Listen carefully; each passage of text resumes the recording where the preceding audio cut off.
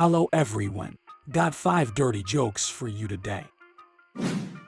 After a long night of heavy drinking, Ted staggers his way home, as he often does.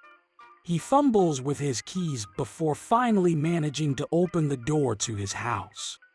As he stumbles into the bedroom, he sees his friend Carl in bed with his wife. Ted is too drunk to process the situation properly, so he simply collapses onto the bed and falls asleep. Meanwhile, Carl is in a state of panic. He knows he's been caught and he's desperately trying to come up with a plan to escape.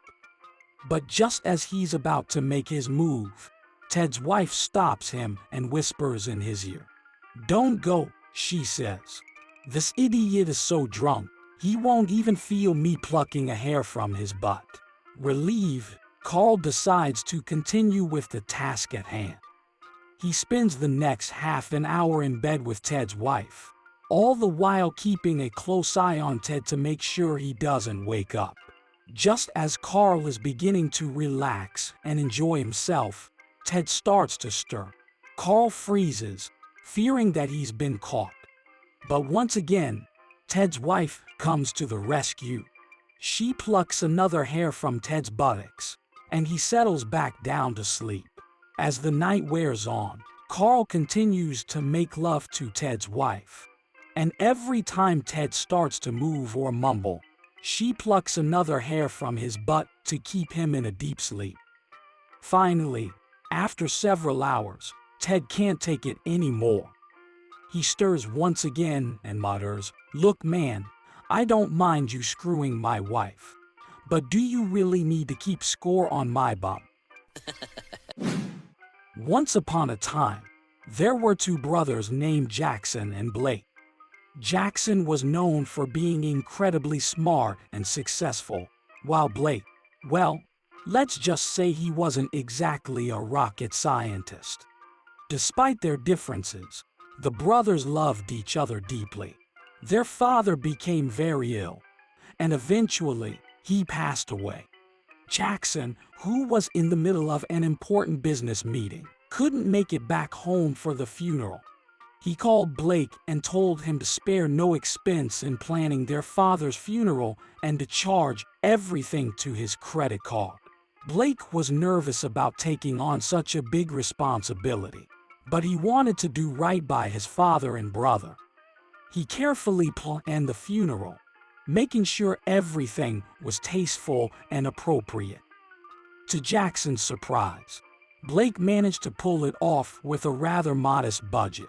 A few months after the funeral, Jackson noticed some unusual charges on his credit card statement.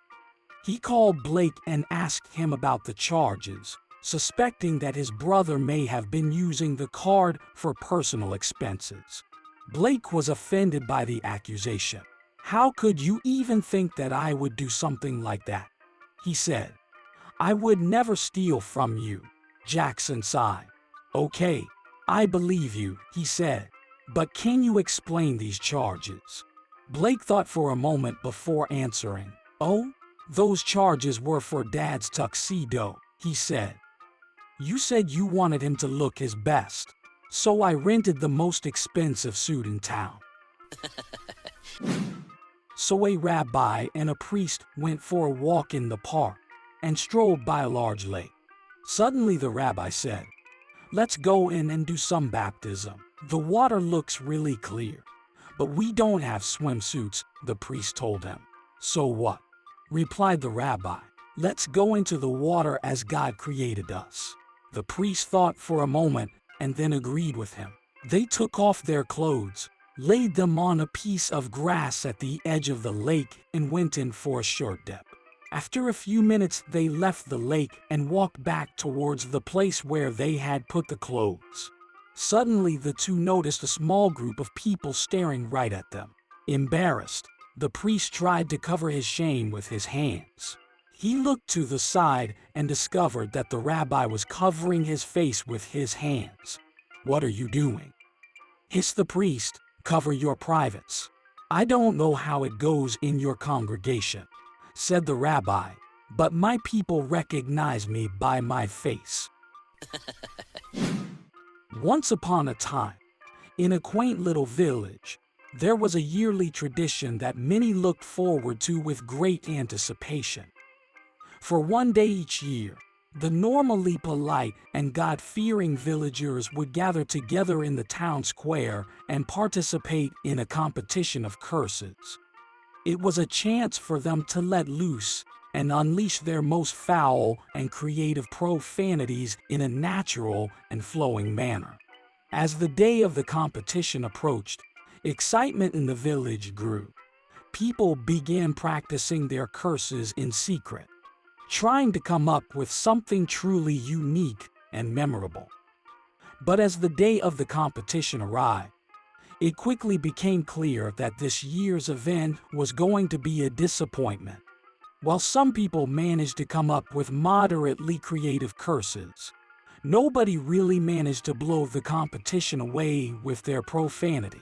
As the day wore on and the more promising talents had already gone up on the little dais to perform, it was time for the lesser talents to have their turn. Peter, a known cursing enthusiast, was called up. They called his name several times, but he wasn't answering.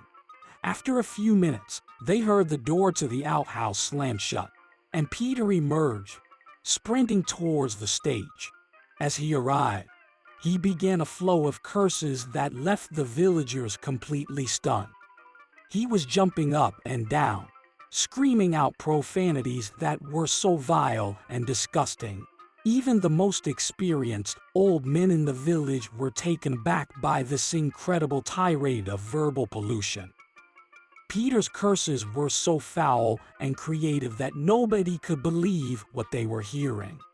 Even those who had heard it all before were left speechless. Eventually, the flow of curses began to ebb, and the village people all stared at Peter in amazement. "All right," said Peter brightly, "got that darn zipper up. Now for the cursing." It was just another ordinary day at the university when something out of the ordinary happened. Members of the teaching staff, a physicist, a law professor, a political science professor, a chemist, and a statistician all found themselves in an office together. They were discussing a particularly thorny problem when they suddenly noticed that the trash can in the corner of the room was on fire. The political science professor immediately sprang into action, declaring confidently, "Don't worry, I'll take care of everything," before rushing out of the room. The other professors looked at each other nervously, wondering what to do next.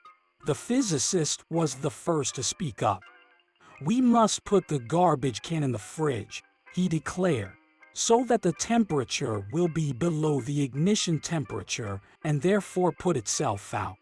The chemist shook his head. "No, we must cover the garbage can," he said, "so that the fire consumes all of the oxygen and, in the absence of reactants, can no longer continue." The law professor frowned. "Please stop blaming the victim," he declared. "You have yet to prove the can is indeed on fire." While they were debating the best course of action, they suddenly noticed that the statistician was running around the room, setting everything else on fire. "What the heck are you doing?" they screamed at him. The statistician stopped for a moment to catch his breath before replying, "Getting a proper sample size."